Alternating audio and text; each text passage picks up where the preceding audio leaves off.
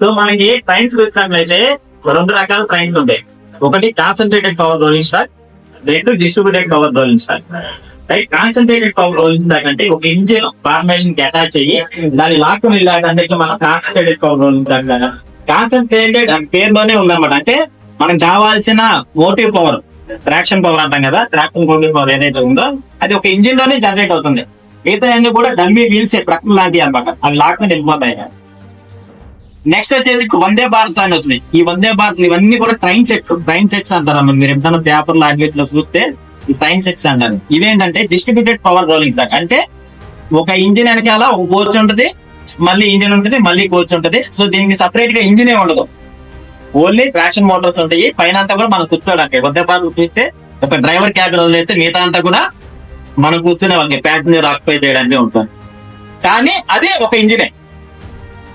Right, అంటే motive power అన్నది ఇప్పుడు సపోజ్ ఒక 8 కోచ్లు ఉన్నాయి, 8 ట్రైన్ సెట్ అనుకుంటే Vande Bharat engine coach, engine coach, engine coach. దానివల్ల ఏం జరుగుతుంది?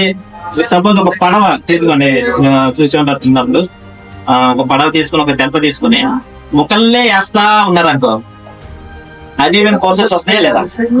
అలా కాకుండా ఇటు ఒక ముగ్గురు మొత్తం పడవంతా కూర్చొని, మీరు కేరళలో బోట్ పెడతారు చూస్తారు కదా, అలాంటప్పుడు ఇట్లా చేస్తారు చూడు, ఎట్లా వెళ్తారు. అన్ఈవెన్ ఫోర్సెస్ ఏ ఉండవు, ఈవెన్ ఫోర్సెస్ ఎట్లా లేసి అంతే. బుల్లెట్ ట్రైన్స్ ఇవన్నీ కూడా ట్రైన్ సెట్స్, అన్ని కూడా డిస్ట్రిబ్యూటెడ్ పవర్ రోలింగ్ స్టాక్స్. ఇలా వెళ్ళేదంటే ఒకటే లెవెల్ వెళ్ళిపోతా ఉంటుంది. ఇప్పుడు మీరు ఈ ఎక్కే కాన్సన్ట్రేటెడ్ పవర్ రోలింగ్ స్టాక్ లో చూస్తే జర్క్లు ఎక్కువ వస్తా ఉంటాయి. జర్క్లు ఎక్కువ వచ్చినప్పుడు ఏం జరుగుతూ ఉంటది?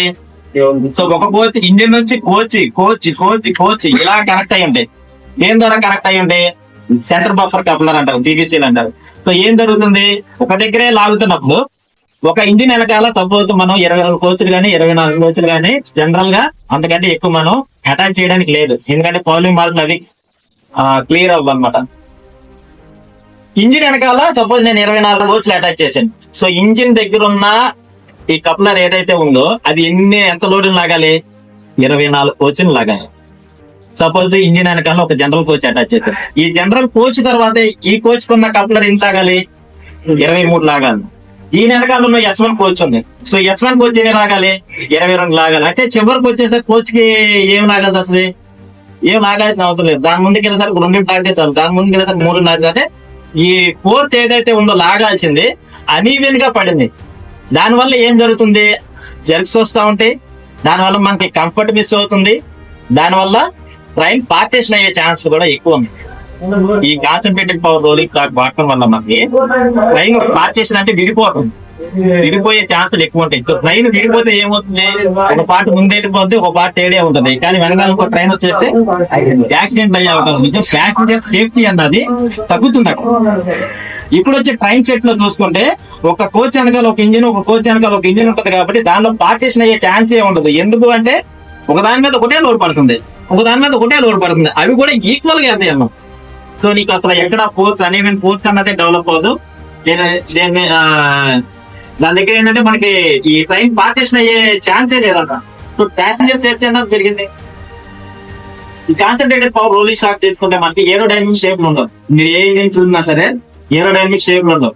సో ఏరోడైనమిక్ షేప్ అంటే సపోజ్ మీరు అందరూ బైక్ డ్రైవ్ చేస్తాము, 40 స్పీడ్ మీద వెళ్ళినప్పుడు మీరేం ఎక్స్పీరియన్స్ చేస్తున్నారు, 60 స్పీడ్ వెళ్ళినప్పుడు ఏం ఎక్స్పీరియన్స్ చేస్తారు, 80-100 వెళ్ళినప్పుడు ఏం ఎక్స్పీరియన్స్ చేస్తూ ఉంటారు. ఎయిర్ అప్లోడ్ చేసుకోవడం బాగా వస్తుంది. అంటే ఎయిర్ అన్నది మన స్పీడ్ మీద ఎక్కువ డామినేషన్ చూపిస్తా ఉంటాడు. కమింగ్ టు ట్రైన్స్ కూడా అంతే. 40-50 మీద వెళ్ళినప్పుడు ఎయిర్ అంత స్పీడ్ చూపిస్తుంది. ఇప్పుడు మనకి ఆల్రెడీ ఇండియాలో మనకు ఒక షింకన్సేన్ E5 వేరియంట్ అని చెప్పి ఒక బుల్లెట్ ట్రైన్ తీసుకొస్తాం ముంబై నుంచి అహ్మదాబాద్. దాని స్పీడ్ 350 కిలోమీటర్. సో ఆ 350 కిలోమీటర్లు వెళ్ళాలంటే ఎయిర్ ఎంత అపోజిషన్ చూపిస్తుంది. ఎయిర్ అంత అపోజిషన్ తీయాలంటే మనం ఎంత ట్రాక్టివ్ ఫోర్స్ డెవలప్ చేయాలి? అది వేస్టే కదా. మనం ఇప్పుడు ఏం చేస్తున్నామంటే ఇండియా గానీ ప్రపంచం గానీ ఎక్కువ ఫోర్స్ ఫేస్ చేస్తున్నది ఏంటంటే గ్లోబల్ వార్మింగ్. ఈ గ్లోబల్ వార్మింగ్ జరగడం వల్ల మనసు అంతా కరిగిపోయి మనం ఉండడానికి భూమే ఉండదు అన్నమాట. సో ఆ గ్లోబల్ వార్మింగ్ తగ్గాలంటే మనకి ఏవైతే ఈ గ్యాసెస్ ఉన్నాయో, కార్బన్ డైఆక్సైడ్, మీథేన్, ఇవన్నీ కూడా తగ్గించాలి. ఇవన్నీ తగ్గించాలంటే మనం అందరం కూడా ఎనర్జీ ఎఫిషియెంట్ సైడ్ వెళ్ళాలి. సో ఎనర్జీ ఎఫిషియెంట్ సైడ్ వెళ్ళాలంటే ఈ లోపు వాడేమనుకో, సపోజ్ మీకు అర్థమయ్యేదని చెప్పాలంటే ఇప్పుడు 1 కిలోమీటర్ వెళ్ళాలంటే ఈ లోపు వాడితే 100 లీటర్లు ఆయిల్ కావుతుంది. అదే ఏదో డైనమిక్ షేప్ వాడేమనుకో 50 లీటర్లతో వెళ్ళొచ్చు. ఎనర్జీ ఎఫిషియెంటే కదా. సో గవర్నమెంట్ ఆఫ్ ఇండియా గానీ ప్రపంచంలో ఎవరు తీసుకున్నా కూడా ఎనర్జీ ఎఫిషియెంట్ వైపే తీసుకుంటారన్నమాట. ఈ రోజు దీని నుంచి మనం ఒక దానికి వెళ్తున్నాము అంటే దానిలో ఎంతో కొంత ఎనర్జీ ఎఫిషియెంట్ ఉండాలి, దానివల్ల ఎంతో కొంత గ్లోబల్ వార్మింగ్ తగ్గాలి. అందుకే మనం ఇప్పుడు ఏం చేస్తున్నామంటే వందే భారత్ లాంటి డిస్ట్రిబ్యూటెడ్ పవర్ రోలింగ్ స్టాక్స్. మీరు వందే భారత్ చూస్తే దానిలో ఏరోడైనమిక్ షేప్ ఉంటుంది అనమాట. సో దానివల్ల మీకు ఎయిర్ అన్నది ఇట్లా స్ట్రిక్ట్ అయిపోతాయి. సో తక్కువ ఎనర్జీతోనే మనం ఎక్కువ దూరం వెళ్ళిపోవచ్చు. సో అది కూడా ఒక ఎనర్జీ ఎఫిషియెంటే కదా. సో ఇవన్నీ కూడా మీరు అబ్జర్వ్ చేసినప్పుడు మన అబ్జర్వేషన్ ఎట్లా ఉండాలంటే ఆ షేప్ కి ఈ షేప్ ఏం ఇంత తేడా ఉంది అన్న ఆ థాట్ ఎప్పుడైతే మీలో వస్తుందో, ఒక చిన్న ఆలోచన వచ్చిందంటే ఆటోమేటిక్ గా మీరే నేర్చుకోవడానికి ట్రై చేస్తా ఉంటారు.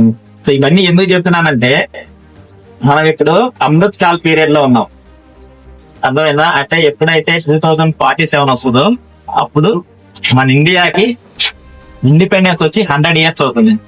ఆ 100 years అయ్యే టైంకి మనం ఏదైతే అభివృద్ధి చెందుతూ ఉన్నామో డెవలపింగ్ నేషన్ మంది. సో డెవలప్డ్ అయిన నేషన్ గా ఉండాలి అంటే సో ఈ 100 years అయ్యే సెలబ్రేషన్ టైంకి మనం ఈ డెవలప్ అయిన కంట్రీస్ రష్యా గానీ, అమెరికా గానీ, జపాన్ గానీ, లేదంటే ఫ్రాన్స్ గానీ ఈ దేశాల సరసన ఉండాలంటే ఏం చేయాలన్నదా భాగంగానే మనం ఇవన్నీ తీసుకొస్తున్నారు మన గవర్నమెంట్ ఆఫ్ ఇండియా. మీరు చదువుకోవాల్సింది ఇవే, ఓకేనా? మనం ఒక మూవ్ తీసుకున్నారంటే దేని గురించి తీసుకున్నారు, మనం ఎటు వెళ్తున్నాం, మన టార్గెట్స్ ఏంటి, 2047 మన టార్గెట్. ఆ టైంకల్లా మనం భారతదేశాన్ని అభివృద్ధి చెందిన దేశాల సరసన నిలబెట్టాలి. దానిలో భాగంగానే ఇవన్నీ మనం తీసుకొచ్చేది. ఏమేమి తీసుకొస్తున్నాం ఎవరైనా చెప్తారా? హై స్పీడ్ ట్రైన్స్ వల్ల ఏం ఉపయోగం ఉంది? తక్కువ టైంలో ఎక్కువ వెళ్ళిపోతాం, ఎక్కువ బిజినెస్ చేయొచ్చు. రెన్యూబుల్ ఎనర్జీ తీసుకొస్తున్నాం, బ్యాటరీ వెహికల్స్ తీసుకొస్తున్నాం. అంతకంటే మరి ముఖ్యమైనది ఒక దేశం డెవలప్ అయిందా డెవలప్ అవ్వలేదా చెప్పేది ఏంటి? Exports and imports. Exports imports మధ్య మనోడు చెప్పినట్టు ఎకానమీ ఆధారపడి ఉంటుంది. డాలర్ విలువ పెరుగుతుందంటే ఏంటి దాని అర్థం? మనం ఎక్స్పోర్ట్ చేయాల్సిన పోయి అన్ని కొనుక్కుంటున్నాం. మనం ఇవ్వాల్సిన పోయి ఎక్కువ తీసుకుంటా ఉంటే డాలర్ వాల్యూ పెరుగుతూ ఉంటది. డాలర్ వాల్యూ తగ్గించాలంటే మనం తీసుకునేది తగ్గించాలి, అంటే ఇంపోర్ట్స్ తగ్గించుకొని ఎక్స్పోర్ట్స్ ఎక్కువ చేయాలి. దానిలో భాగంగానే తీసుకొచ్చిన గ్రేట్ ఇనిషియేషన్ నరేంద్ర మోడీ గారు ఏంటి ఎవరైనా చెప్తారా? Make in India. సార్ చెప్పినట్టు ఇది క్లాస్ లో చెప్పండి సార్, ఇవన్నీ సబ్జెక్ట్ ఎవరైనా చదువుకుంటారు ఇదే చెప్పాలి మనం. So make in India project లో భాగంగానే ఇవన్నీ వస్తున్నాయి. అంటే వీలైనంత వరకు అన్ని మనమే తయారు చేయాలి, మన కంట్రీ అవసరాలకు మనమే చేసుకోవాలి. సో దానిలో భాగంగానే తయారు చేసింది వందే భారత్ ట్రైన్ అన్నమాట. సో వందే భారత్ ట్రైన్ కూడా ఫస్ట్ మనం వేరే వేరే దేశాలని మనం అప్రోచ్ అయినప్పుడు వాళ్ళు ఎక్కువ కాస్ట్ చెప్తారు. మా వాళ్ళు ఏం చేశారు, సుధన్సు మను సార్ అని ఒక ఆయన ఉంటాడు, ICF GM. ఆయన ఏం చేశాడంటే అంత అవసరం లేదు సార్ మనమే చేస్తాం అని చెప్పి ఆయనే మోడల్ తయారు చేసి వాళ్ళు చెప్పిన కాస్ట్ లో 40% కాస్ట్ లోనే తయారు చేసి వాళ్ళకంటే బ్రహ్మాండంగా. సో ఇప్పుడు దక్షిణ పసిఫిక్ దేశాలన్నీ కూడా మన ట్రైన్ సెట్ అడుగుతున్నాయి వందే భారత్. అది కూడా మన దేశానికి ఒక అచీవ్మెంట్. ఎందుకంటే అంత తక్కువ కాస్ట్ లో వరల్డ్ క్లాస్ ట్రైన్ మనం తీసుకొచ్చామన్నమాట. మన అంటే తెలివితేటలో మనందరికీ ఉన్నాయి, కానీ దాన్ని అప్లై చేయడానికి మంచి గవర్నమెంట్ ఉండాలి, మనలో కూడా అది ఉండాలి. మోరోవర్ యంగ్స్టర్స్ సపోర్ట్ ఉంటాం. ఇదంతా ఎందుకు చెప్పాను అంటే 2047 కల్లా అభివృద్ధి చెందిన దేశం అవ్వాలంటే ఎట్లా, ఏ ధైర్యంతో మనం ముందడుగు వేస్తున్నాం అంటే రీజన్ వేరే అన్నారు. సో ప్రపంచంలో ఏ దేశానికి లేని యువతరం భారతదేశానికి ఉంది. ఆ ట్రెండ్ ఎప్పటి వరకు ఉంటుంది అంటే 2060 వరకే ఉంటుంది. 2060 తర్వాత అందరూ కూడా మట్టిలో ఎక్కువైపోతారు. సో అప్పుడు మనం చదువుకున్నా ఏమీ తెలియదు. ఇవన్నీ ఎందుకు చెప్తానంటే మీరు బాధ్యత కలిగిన పౌరులాగా ఉండాలి. మనం ఏదన్నా పని చేస్తున్నామని దానివల్ల దేశానికి ఉపయోగపడాలి, లేదంటే ఆ పని చేయడం మానేసాయి, దానివల్ల నష్టం కూడా ఏం లేదు. కానీ నువ్వు చేయడం వల్ల దేశానికి ఏంటంటే నలుగురు పని కల్పించే పని మాత్రం చేయదు. ఇవన్నీ దాదాపు కాలేజ్ ఉన్నా కానీ ఎక్కడ మీకు చెప్పరు. సో ఇలా మంచి అవకాశంగా భావించి నేను ఇవన్నీ చెప్తున్నాను. మీరేంటో లోకల్ గురించి చెప్పండి, ఇవన్నీ చెప్తాను. అనుకోవద్దు, లోకల్ గురించి కూడా చెప్తాను, సరేనా? ఓకేనా? మంచి భారత్ లాగా వెళ్తారా మీరంతా? రైట్. ఇప్పుడు లోకో దగ్గరికి వస్తాం. డిస్ట్రిబ్యూటెడ్ పవర్ రోలింగ్ స్టాక్స్ అయిపోయింది, కాన్సన్ట్రేటెడ్ పవర్ రోలింగ్ స్టాక్స్ అయిపోయింది. ఒక లోకో తీసుకుందాం. మన కాన్సన్ట్రేటెడ్ పవర్ రోలింగ్ స్టాక్ లో ఒక లోకో. ఈ లోకో పని ఏంటి? కోచ్ ని లాక్కని వెళ్ళాలి, లేదంటే వ్యాగన్స్. ఏది మనం వేసే వేరే ఏదైనా మెటీరియల్ తీసుకెళ్ళి వాటిని వ్యాగన్స్ అంటాం, మనం ప్రయాణించే కోచ్. సో వాటిని తీసుకెళ్ళాలి అంటే ఈ లోకోలో ఏముండాలి? అంటే లోకో మూవ్ అవ్వాలి. సో ఈ లోకోలో ఏముండాలి, మీరు లోకోలు కూడా చూసినట్టయితే 2 రకాల లోకోలు చూస్తూ ఉంటారు. వోల్టేజ్ మీద చూస్తే 3 రకాల లోకోలు చూస్తారు. ఏంటవి? నేను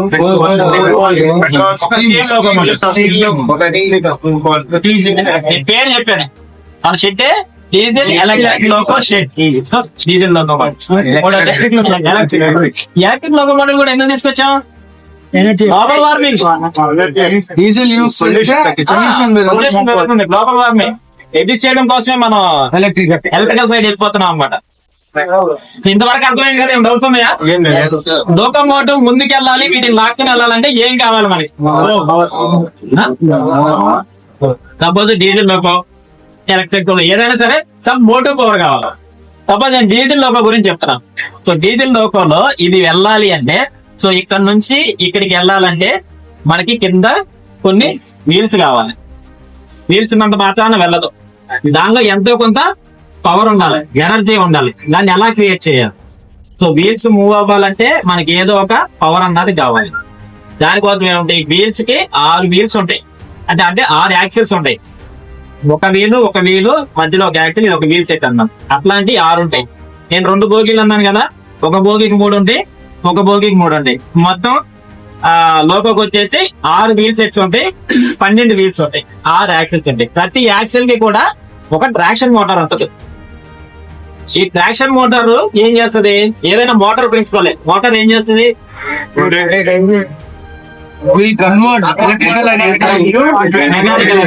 మనకి కావాల్సింది లాక్కెళ్ళడం అంటే మెకానికల్ ఎనర్జీ కదా, కానీ దానికి కావాల్సింది ఎలక్ట్రికల్ ఎనర్జీ.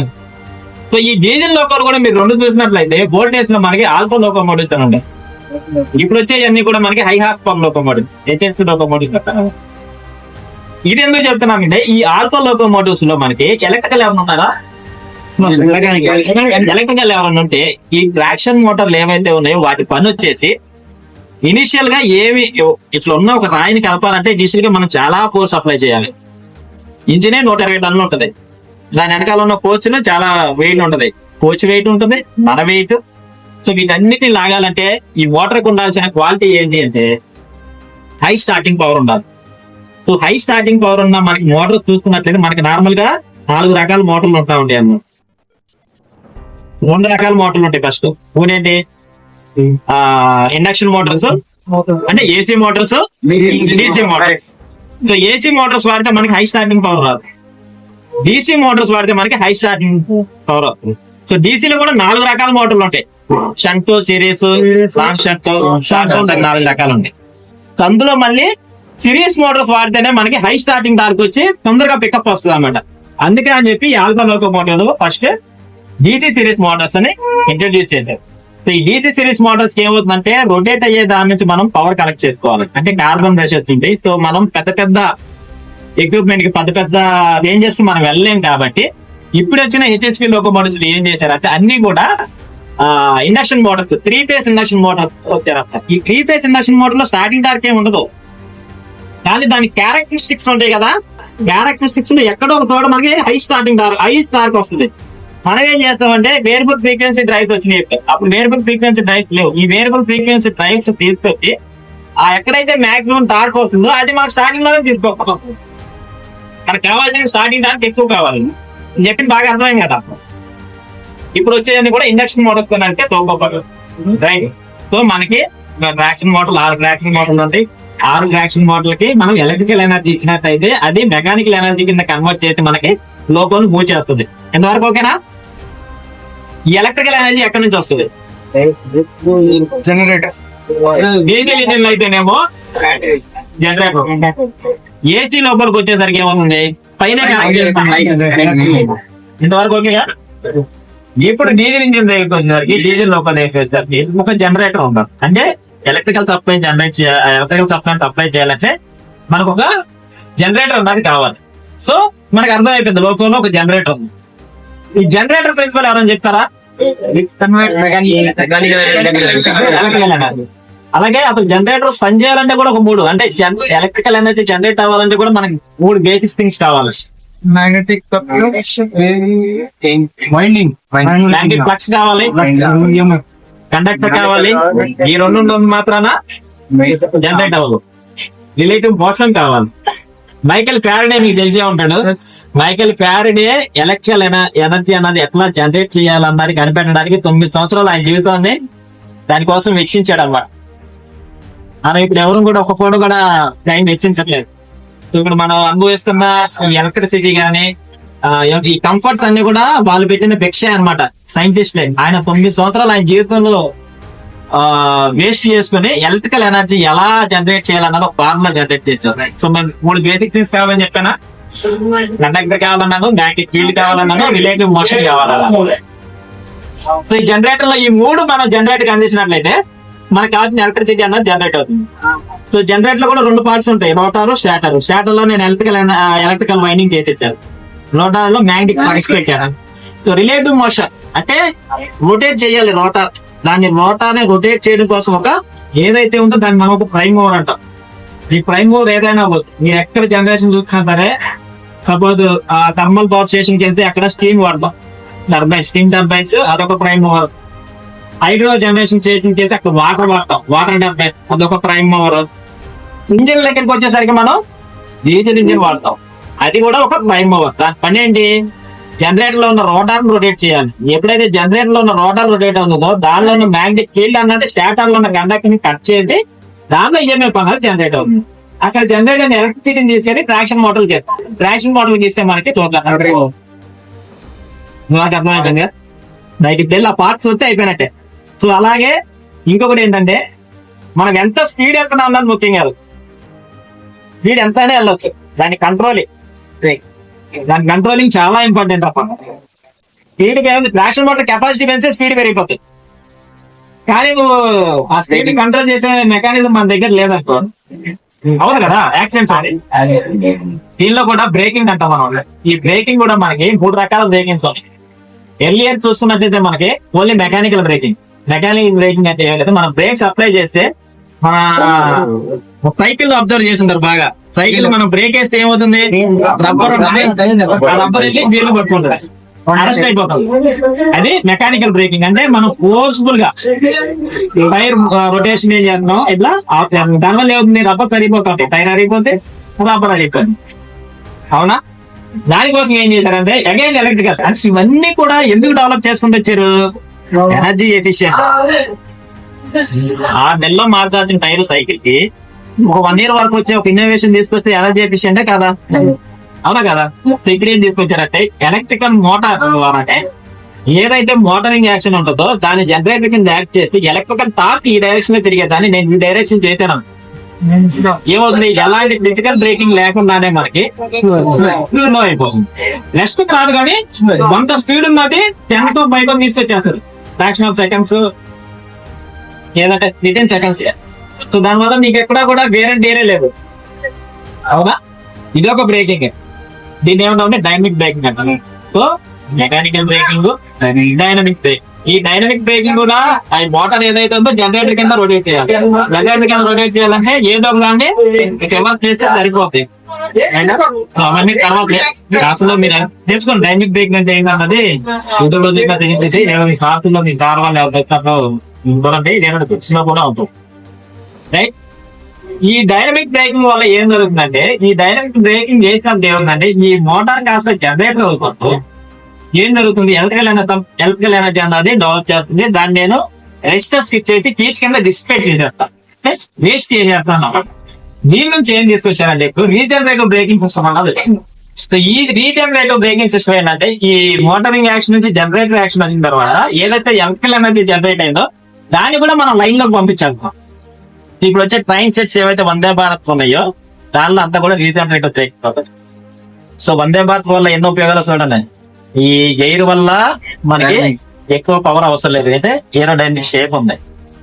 రెండోది వచ్చేసి బ్రేకింగ్ లో కూడా రీజనరేటివ్ బ్రేకింగ్ వాడటం వల్ల ఎలక్ట్రికల్ ఎనర్జీ ఏదైతే మనం లోకోని ఆపడానికి ఉపయోగించాల్సిన ఎనర్జీతో మళ్ళీ ఎలక్ట్రికల్ ఎనర్జీని జనరేట్ చేసి మళ్ళీ లైన్ లోకి పంపిస్తున్నాం. సో దానివల్ల కూడా మనకి ఎనర్జీ ఎఫిషియెంట్ అయ్యింది.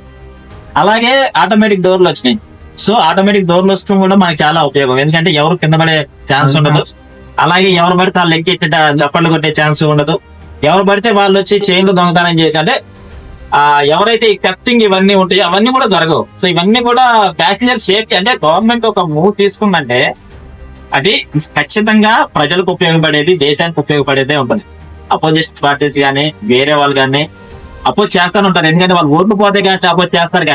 కానీ ఎవరైతే గవర్నమెంట్ ఫామ్ చేసి ఉంటారో వాళ్ళు ఖచ్చితంగా దేశం గురించి ఆలోచించి చేస్తారన్నమాట. సో మనం ఇది అంత ఎందుకు చెప్తున్నానంటే ఈ పాలిటిక్స్ ఎక్కువ తలకెక్కించుకోవాలి. గెలిచేంత వరకే పాలిటిక్స్, గెలిచిన తర్వాత ఖచ్చితంగా దేశం గురించి ఆలోచించి పనిచేస్తారు ఎవరైనా సరే. అది బీజేపీ అవని, కాంగ్రెస్ అవని, ఇంకోని ఎవరైనా సరే గెలిచే వరకే ఈ గేమ్ అంతా ఆడతారు. గెలిచిన తర్వాత మాత్రం ఖచ్చితంగా దేశం పనిచేస్తారు. అయితే ఇప్పుడు వెళ్ళి మనం అది చూద్దాం, ఓకేనా? ఇప్పుడు ఏమేం చెప్పాను నేను? బ్రేకింగ్ సిస్టమ్, నెక్స్ట్ జనరేటర్ అన్నాను, ఇంజిన్ అన్నాను, వీల్ సెట్స్ అన్నాను, ట్రాక్షన్ మోటార్లు అన్నాను. సో దానిలో కొన్ని సిస్టమ్స్ కూడా ఉంటాయి, అవన్నీ అవసరం లేదు, స్టెప్ మీకు అర్థం కాదు. ఎందుకంటే ఒక ఇంజిన్ నడవాలంటే దానిలో ఆయిల్ ఉండాలి, తెలుసు కదా. ఫైర్ ట్రయాంగిల్ అంటారు, అంటే ఒక ఫైర్ జనరేట్ అవ్వాలంటే దానిలో ఏదైనా కంబషన్ మెటీరియల్ ఉండాలి, ఆక్సిజన్ ఉండాలి, హీట్ ఉండాలి. ఈ మూడు ఉంటే ఖచ్చితంగా అక్కడ ఫైర్ అన్నది జనరేట్ అవుతుంది.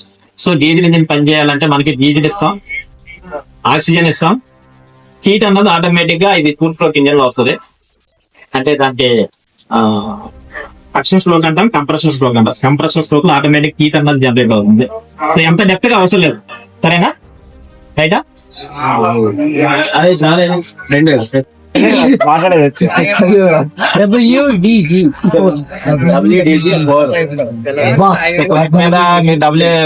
లోకల్ బయట చూసినట్లయితే WDP4 అంటారు, WDP అంటారు, WDP4C అంటారు, WDP4D అంటారు. రకరకాల పేర్లు అన్నది మనకి లోకోమోటివ్స్ మీద రాస్తుంటాయి. లోకోమోటివ్ ఏదో ఒకటి రాజండి, దానికి ఒక అర్థం ఉంటది కదా. సో ఇదేంటది గుర్తుందా? ఫస్ట్ ఏంటంటే డబ్ల్యూ అన్నది ఏం సూచిస్తుంది అంటే ఈ లోకోమోటివ్ అన్నది ఏ ట్రాక్ ఫిట్ చేసిన లోకోమోటివ్ అన్నది చూపిస్తుంది. W means wide, broad gauge అన్నమాట. మనం వాడే అన్ని కూడా దాదాపు బ్రాడ్ గేజ్. 1.676 మీటర్స్ ట్రాక్ అన్నమాట. ఈ లోకోమోటివ్ అన్నది 1.676 మీటర్స్ కి ఫిట్ చేసిన లోకోమోటివ్. అలా కాకుండా డబ్ల్యూ ప్లేస్ వేరేది ఉంది. మనకి గేజ్లు ఎన్ని రకాలు ఉన్నాయంటే నెక్స్ట్ వచ్చి మీటర్ గేజ్ అని ఉందన్నమాట. నెక్స్ట్ వచ్చేసి నారో గేజ్ ఉంది, లైట్ నారో గేజ్. అంటే ఈ 4 రకాల గేజ్లు ఉన్నాయి. ఈ గేజ్లు మీరు ఎక్కడన్నా చూసినట్లయితే మాక్సిమం అన్ని బ్రాడ్ గేజ్ ఉంటాయి 99%. కానీ కొన్ని హిల్ ఏరియాస్కి వెళ్తే మనకి ఇంత ప్లేస్ ఉండదు అక్కడ. సో అక్కడికి వెళ్ళినప్పుడు చూస్తే కొన్ని టాయ్ ట్రైన్స్ అంటారు, హిమాలయన్ టాయ్ ట్రైన్, ఇవన్నీ కూడా ఏంటంటే అవన్నీ మీటర్ గేజ్ అని ఉంటాయి. ఎంతే ఉండదు, 1 మీటరే ఉంటుంది. ఓకేనా? అప్పుడు అక్కడ డబ్ల్యూ ప్లేస్ లో వేరే లెటర్ వచ్చింది. ఓకేనా? డబ్ల్యూ ఉంది అంటేనే మనకి అర్థం ఏంటంటే వైడ్ గేజ్ సంబంధించిన లోకోమోటివ్. అంటే వైడ్ గేజ్ ట్రాక్ ఫిక్స్ అయిన లోకోమోటివ్. బ్రాడ్ గేజ్ ఎంత ఉండాలి? 1.676. రెండో అక్షరం డి. దీని యొక్క పవర్ ఇది electrical locomotive, diesel so D అని కొన్ని చోట్ల మీరు చూస్తే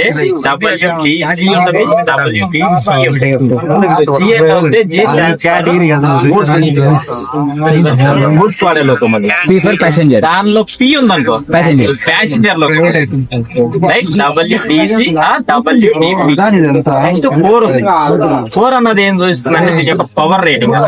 ఇది ఒక 4000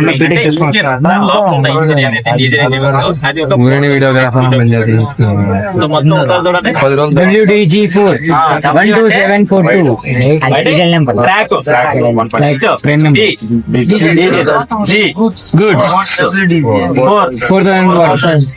కొన్ని లోకల్లో చూస్తే మీకు WDG4D ఉంటుంది, WDP4D ఉంటుంది. సో డి స్టాండ్స్ ఫర్, ఇందాక నీకు అక్కడ చెప్పాను, డ్రైవర్ 2 రకాల డ్రైవింగ్ చేస్తాడు, షార్ట్ లాంగ్. రైట్? దీనికి కూడా ఒకటే క్యాబ్ ఉంది, అటు పక్కనే క్యాబ్ ఉంది చూడండి. ఓకేనా? ఇటు పక్క క్యాబ్ లేదు, అంటే అటు నుంచే డ్రైవింగ్ చేయాలి. సో అటు నుంచి ఇటు వెళ్ళాలి అంటే ఆ విండోలో నుంచి అబ్జర్వ్ చేయాలి. చాలా కాంప్లికేటెడ్ కదా అబ్జర్వ్ చేయడం. కానీ ఏదన్నా అటు వచ్చినా ఏదైనా సరే సిగ్నల్ చూడడం కూడా ఇబ్బంది, డ్రైవర్ చాలా ఇబ్బంది అనమాట. దానికోసం ఏం చేద్దామంటే ఇక్కడ ఒక క్యాబ్ డ్యూయల్ క్యాబ్ అన్న, D stand for dual cab. అలాగే కొన్నిటి మీద మనకి WDP4B ఉంటుంది. ఎందుకు పెట్టారంటే అది వేసి కొన్ని స్టార్టింగ్ లో మనకి వచ్చినప్పుడు ఇవన్నీ కూడా అమెరికా నుంచి వచ్చినాయి, మనం తయారు చేసిన లోకోమోటివ్ కాదు. అమెరికా నుంచి వచ్చినప్పుడు కొన్ని ప్యాసింజర్ లోకల్ పి ఉంటే ప్యాసింజర్ అన్నాను కదా, వాటికి ఏంటంటే గూడ్స్ కంటే ఎక్కువ ట్రాక్షన్ పవర్ కావాలి. ఎందుకంటే దాదాపు 55 వ్యాగన్స్ ఉంటాయి, విత్ మెటీరియల్ ఉంటది, టన్నేజ్ ఎక్కువ ఉంటది. కాబట్టి 6 ట్రాక్షన్ మోటార్లు ఉంటాయి దీనికి. సో 6 ట్రాక్షన్ మోటార్లు ఎనఫ్ లాగడానికి. కానీ ప్యాసింజర్ కి వచ్చేసరికి ఎన్ని ఉంటాయి, 22 నుంచి 24 కోచ్లే ఉంటాయి అని చెప్పాను కదా. సో ఆ కోచ్ లో మన వెయిట్ కలిపి చాలా తక్కువ అనమాట. సో 4 ట్రాక్షన్ మోటార్లు ఉంటే చాలు అని చెప్పి స్టార్టింగ్ లో 4 ట్రాక్షన్ మోటార్లే వచ్చినాయి అనమాట. సో వాటన్నిటికీ కూడా బి అని ఉంటది అనమాట. ఇప్పుడు మార్చేశారు ఇప్పుడు అన్నిటిలో, ఎందుకంటే స్టార్టింగ్ పవర్ సరిపోవట్లేదని చెప్పి దాన్ని కూడా డీ చేశారు అనమాట. అంటే 6 ట్రాక్షన్ మోటార్లు చేసేసారు. సో కొన్నిట్లో ఓల్డ్ లోకోమోటివ్ చూస్తే మీకు బి కనిపిస్తుంది, మాక్సిమం అన్నిట్లో కూడా ఆ పి ఉండదు అనమాట. అంటే డ్యూయల్ క్యాబ్ అయితే డి ఉంటది, లేదంటే మాక్సిమం ప్యాసింజర్ లోకల్ అన్ని కూడా డ్యూయల్ క్యాబ్లే ఇప్పుడు వచ్చాయి అన్ని కూడా. మనం చిన్నప్పటి నుంచి మనం చూస్తా ఉంటాం, కానీ అది ఆ డౌట్ గానే ఉంది. సో మీ ద్వారా అది క్లియర్ అవ్వాలని కోరుకుంటున్నాం. సో ఎందుకు డీజిల్ ఇంజిన్స్ కంటిన్యూగా రన్నింగ్ లోనే పెడతారు? రైట్, నేను నాది ఒక యూట్యూబ్ ఛానల్ ఉన్నాను కదా, దానిలో కూడా ఈ వీడియో చేశాను చూడండి. సో ఇప్పుడు మీకు చెప్తాను. ఫస్ట్ వచ్చేసి మనకి సపోజ్ ట్రైన్ వచ్చేసి మనకి ట్రైన్ లో ఎంతసేపు, మన ఒక స్టేషన్ లో ఎంతసేపు ఆగుతుంది? 5 minutes. పెద్ద పెద్ద స్టేషన్ లాగుతుంది. స్టేషన్ లో 1 minute 2 minutes 1 minute 2 minutes. కానీ ట్రైన్ స్టార్ట్ అవ్వాలంటే మనకి ఎయిర్ ప్రెజర్ ఉండాలి. ఎయిర్ ప్రెజర్ ఉండాలి అని చెప్పినా ఓకేనా. ఇక్కడ మనకి సిలిండర్లు ఉంటాయి, అది అటు పక్కన ఉంటుంది, చూపిస్తాను. 5 kg/cm², బీపీ అంటాం. సో ఈ బ్రేక్ సిలిండర్ కి వచ్చే ప్రెజర్, ఈ లైన్ ఏదైతే ఉందో, ఇంజిన్ ఇప్పుడు ఇది ఇంజిన్ కదా, ఇంజిన్ వెనకాల మనకి 24 కోచ్లు ఉంటాయి. సో 24 కోచ్లకు కూడా ఈ రెండు ఒకసారి ఇటు చూడండి, 2 ఎఫ్పి బీపీ అట్లా ఉంటాయి.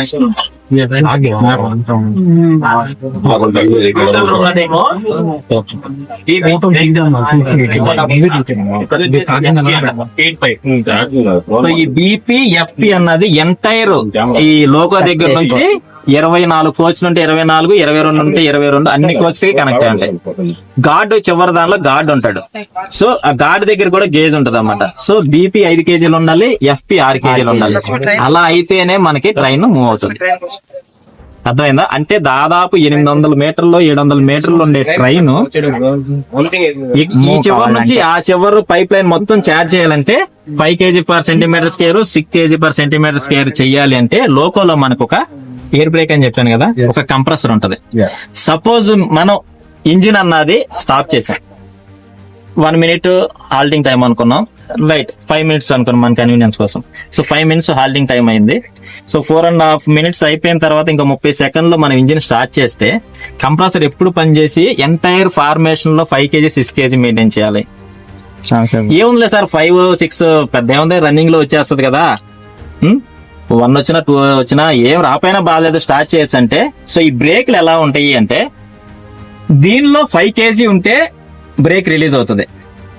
5 కంటే 4.8, 4.7, 4.6 వచ్చిందంటే బ్రేక్స్ అప్లై అవుతా ఉంటాయి. అది మెకానిజం అన్నమాట. సో నువ్వు 1 kg ఉంది కదా సార్, స్టార్ట్ చేయండి రన్నింగ్ లో వచ్చేస్తా అనుకోవడానికి నీకు బ్రేక్స్ రిలీజ్ అవ్వవు, బ్రేక్స్ పట్టేసుకుని ఉంటాయి. అది సేఫ్టీ ఆస్పెక్ట్ అనమాట ఇది. అర్థమైందా? సో అందుకే ఇంజిన్ ఎప్పుడు కూడా రన్నింగ్ లో ఉంటది. ఎందుకంటే బికాస్ ఆఫ్ ఎయిర్ ప్రెషర్. ఈ 5 kg 6 kg ప్రెషర్ ని మెయింటైన్ చేయాలి అంటే ఇంజిన్ రన్నింగ్ లో ఉంటేనే. ఈ డీజిల్ ఇంజిన్ లో ప్రాబ్లం ఏంటి, ఇంజిన్ తిరిగితేనే దాని నుంచి షాఫ్ట్ ద్వారా కంప్రెసర్ తిరుగుతుంది. కంప్రెసర్ షాఫ్ట్, అదే ఇంజిన్ షాఫ్ట్ తిరిగితేనే కంప్రెసర్ వర్క్ అయ్యి మనకు కావాల్సిన ఎయిర్ ని. సో ఎలక్ట్రికల్ లోకోలో ఫ్యాన్ తో ఉంటది, దాని నుంచి సపరేట్ అది ఎలక్ట్రికల్ కాబట్టి దానిలో పెద్ద మనకి వేస్టేజ్ ఏమి ఉండదు. అందుకే మనం ఇవి అబాలిష్ చేసేసి మన ఎలక్ట్రికల్ సైడ్ మూవ్ అవుతుంది. ఇవన్నీ ఇందుకేనమాట. సో నువ్వు అరగంట ఆపు స్టేషన్ లో, మాక్సిమం ఇదే రన్నింగ్ లోనే ఉండాలి, ఎయిర్ ప్రెజర్ ఉండాలి. లేదు అనుకో సరే మనం అప్పుడు రిలీజ్ చేసుకుంటే ఒక 10 నిమిషాలు తీసుకుంటది మళ్ళీ ప్రెజర్ అంతా బిల్డప్ అవ్వాలంటే. కొన్ని ఎంతో కొంత లీకేజ్ ఉంటది, ఆ లీకేజ్ అంతా పోయి ఎంఆర్ ట్యాంక్ దానిలో 10 kg ప్రెజర్ రావాలి. అదంతా నింపుకుని అటు వెళ్ళేసరికి టైం ఎక్కువ తీసుకుంటది కాబట్టి డ్రైవర్ మ్యాక్సిమం రన్నింగ్ లోనే పెడతారు. ఓకేనా? బ్రేకింగ్ సిస్టమ్ కోసం. ఇప్పుడు అర్థమైంది కదా. బ్రేక్ సప్లై అవ్వాలంటే దీనిలో ఎంత ఉండాలి ప్రధాన? తగ్గితే బ్రేక్లు అప్లై అవుతాయి. 5 ఉంటే రిలీజ్ లో ఫ్రీగా ఉంటుంది. అర్థమైందా? కంప్రెసర్ ఆన్ లో ఉంటేనే సపోజ్ ఇంజిన్ ఆపేసామనుకో ప్రెజర్ తగ్గిపోతుంటే బ్రేక్లు అప్లై అయిపోతుంది. సేఫ్టీ రోల్ అవ్వదు. మొన్న కూడా చూసారా మీరు, 70 కిలోమీటర్లు రోల్ అయిపోయింది. ఇంత వెయిట్ ఉన్నది ఒక్కసారి రోల్ అవడం స్టార్ట్ చేస్తే మనం ఎవరు ఆపలేము. చాలా ఫోర్స్ వచ్చేస్తుంది అన్నమాట. సో అట్లాంటిది ఒక ఫార్మేషన్ 800 మీటర్లు ఉన్న ఫార్మేషన్ ఉన్న ఒక ట్రైన్ రోల్ అవడం స్టార్ట్ చేసింది అనుకో, నువ్వేం వేసినా ఆగదు. అది ఎన్ని ఉంటే అని గుద్దుకుంటూ వెళ్ళిపోతాను. అర్థమైందా? అదంతా సేఫ్టీ పాయింట్ ఆఫ్ వ్యూ లో ఇవన్నీ డిజైన్ చేయడం జరిగింది. ఇంకేమైనా ఉన్నాయా సార్?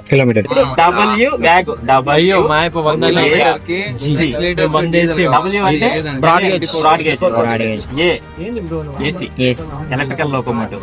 ఇది అంటే diesel. G stands for goods. Goods are passengers. P ఉందనుకో బ్రాడ్ గేజ్, ఎలక్ట్రికల్ passengers. అట్లా. G ఉంటే గూడ్స్, P ఉంటే ప్యాసింజర్. రెండు రకాలు.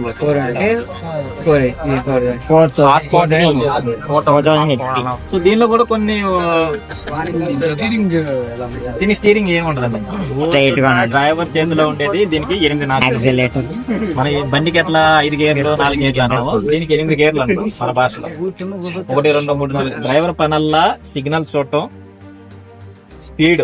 మనకి మనం డ్రైవింగ్ కి వెళ్ళగానే ఏఎల్పీకి ఏమి ఇస్తారంటే ఒక కాషన్ ఆర్డర్ ఇస్తారన్నమాట. అంటే ఇప్పుడు సో దేశానికి సేవ చేయడానికి ఇండియన్ రైల్వేస్ లో చాలా ఎక్కువ స్కోప్ ఉంటుంది అనమాట. అంటే డైరెక్ట్ గా మనం ప్రజలకే వర్క్ చేస్తున్నాం. మనం ఒక సర్వీస్ అనమాట. ఎందుకు చెప్తున్నానంటే కరోనా లాంటి విపత్కర పరిస్థితుల్లో డాక్టర్లు పనిచేశారు, పోలీసు వాళ్ళు పనిచేశారు. సో ఫ్రంట్ లైన్ వారియర్స్ అన్నాం. కానీ చాలా మందికి తెలియని విషయం ఏంటంటే అండర్ రేటెడ్ అంటారు కదా. మేము కూడా ఒక అండర్ రేటెడ్. ఎందుకంటే ఆ టైంలో ఇండియన్ రైల్వేస్ కూడా దేశానికి చాలా సేవ చేసింది. లైఫ్ లైన్ ఆఫ్ నేషన్ అంటాం ఇండియన్ రైల్వేస్. ఎందుకన్నది కూడా ఇప్పుడు ఫస్ట్ మనకి కోవిడ్ అటాక్ వచ్చినప్పుడు ఏం చేశారు, లాక్డౌన్ విధించారు. సో లాక్డౌన్ విధించినప్పుడు ఏం జరుగుతుంది, భారతదేశం లా ఏం జరుగుతుంది, మన కాన్స్టిట్యూషన్ ప్రకారం ఎక్కడ వాళ్ళు ఎక్కడికి వెళ్ళైనా పని చేస్తున్నా జీవించే హక్కు ఒకటి ఇచ్చింది ఇండియన్ కాన్స్టిట్యూషన్. మెయిన్ హక్కు అదేనమాట. ఎక్కడ వాళ్ళు ఎక్కడైనా వెళ్ళి ఏదైనా పని చేసుకుని బతకొచ్చు. ఆ లా బేస్ చేసుకునే ఆ జీవించే హక్కు ప్రకారమే ఉత్తరప్రదేశ్ లో నుంచి ఎక్కడికి వచ్చి పని చేసుకుంటున్నారు, ఇక్కడ నుంచి ఒరిస్సాలో పని చేసుకుంటున్నారు. సో ఇండియన్ అక్రాస్ గా నేషన్ మొత్తం ఎక్కడ వాళ్ళ ఒక దగ్గరికి వెళ్ళి ఒక దగ్గర నుంచి ఒక దగ్గరికి వెళ్ళి పని చేసుకుని బతుకుతున్నారు పని చేసుకుని. సో ఎప్పుడైతే ఈ లాక్డౌన్ విధించారో అప్పుడేం జరిగింది, ఎక్కడ వాళ్ళు అక్కడ స్తంభించిపోయారు. ఫుడ్ లేదు, వాటర్ లేదు, ఎక్కడికి వెళ్తారు, బయటికి వెళ్తే పోలీసులు పడుతున్నారు. సో మన ఇంటికి వెళ్ళాలి, సపోజ్ ఇక్కడ నుంచి ఉత్తరప్రదేశ్ వెళ్ళాలంటే ట్రైన్లు లేవు, కార్లు లేవు, బస్సులు లేవు ఇన్ కేస్. అప్పుడు ఏం చేశారు ఇండియన్ రైల్వేస్ వాళ్ళు, చెప్పండి ఎవరైనా సరే. శ్రామిక్ ఎక్స్ప్రెస్ లని మీరు ఇంగ్లీష్ పేపర్లు చదువుతారు. శ్రామిక్ ఎక్స్ప్రెస్ లని నడిపి ఫ్రీ ఆఫ్ కాస్ట్ ఎవరి ఇళ్ళకి వాళ్ళని సేఫ్ గా చేర్చింది ఇండియన్ రైల్వేస్. అవునా కదా? నెక్స్ట్ వచ్చేసి ఇంటికి వెళ్ళిపోయాం. ఇంటికి వెళ్ళిపోయిన తర్వాత కోవిడ్ అటాక్ అయింది, రైట్? సరే, కోవిడ్ అటాక్ అయింది, అవ్వలేదు, మనకు తర్వాత సంగతి. కానీ మన ఫుడ్ అయితే కావాలి కదా, అవునా? సో మరి ఆ ఫుడ్ కోసం అగైన్ కిసాన్ ఎక్స్ప్రెస్ నడిపి ఇండియా మొత్తం ఫుడ్ సప్లై చేసింది కూడా Indian railways. Free of cost చేసాం అన్నమాట. నెక్స్ట్ కోవిడ్ అటాక్ అయింది. కోవిడ్ అటాక్ అయినప్పుడు మెయిన్ మనం ఫేస్ చేసింది ఏంటి అంటే ఐసోలేషన్ వార్డ్స్ లేవు. సో ఐసోలేషన్ వార్డ్స్ కోసం అగైన్ మనం కోచ్ల్ని ఐసోలేటెడ్ వార్డ్స్ కింద కన్వర్ట్ చేసి అగైన్ మనం దేశానికి సేవ చేసాం ఇండియన్ రైల్వేస్. ఐసోలేటెడ్ వార్డ్స్ వచ్చినాయి. ఐసోలేషన్ వార్డ్స్ వచ్చిన తర్వాత కోవిడ్ అటాక్ అయినప్పుడు లంగ్స్ ఎక్కువ ఎఫెక్ట్ చూపించింది. సో లంగ్స్ ఎఫెక్ట్ అయితే ఏం జరుగుతుంది, మనకి వెంటిలేటర్ మీద. సో వెంటిలేటర్ అంటే అగైన్ మనకి ఆక్సిజన్ కావాలి. సో అలాంటి ఆక్సిజన్ కూడా సప్లై చేసింది, లిక్విడ్ ఆక్సిజన్ సప్లై చేసింది కూడా మన ఇండియన్ రైల్వే. ఎందుకు అంటే లాక్డౌన్ విధిస్తే జల మార్గాలు గాని, వాయు మార్గాలు గాని, రోడ్డు మార్గాలు గాని అన్ని బంద్. భారతదేశంలో చూసుకున్నట్లయితే ఉత్తరం నుంచి దక్షిణకి, తూర్పు నుంచి పడమరకి మొత్తం విస్తరించి ఉన్న వ్యవస్థ ఏదైనా ఉంది అంటే అది Indian railways life line of nation అని చెప్పుకోవడానికి సార్థకత చేకూర్చింది అనమాట. ఇలాంటి విపత్కర పరిస్థితుల్లో ఫ్రీ ఆఫ్ కాస్ట్ లో మనం పనిచేసాం. అలాగే మీరు చూసినట్లయితే రైల్వే టికెట్ కూడా 15% ఛార్జ్ చేసేది, మిగతాదంతా కూడా ఆల్రెడీ సబ్సిడీ మీదే మీరు వెళ్తున్నారు. ఇప్పుడు 100 రూపాయలతో టికెట్ మీరు వెళ్తున్నారంటే అది 100 రూపాయలు కదా, దాని కాస్ట్ చాలా ఎక్కువ, కానీ సబ్సిడీలోనే ఇస్తున్నాం. అలాగే చాలా మంది కూలి పని చేసుకునే వాళ్ళు టికెట్ కొనుక్కునే తిరుగుతూ ఉంటాం. ఇదంతా కూడా సేవే. ఇదంతా ఎందుకు చెప్తున్నానంటే డైరెక్ట్ గా దేశానికి సేవ చేసే అవకాశం ఇండియన్ రైల్వేస్ ద్వారా దొరుకుతుంది.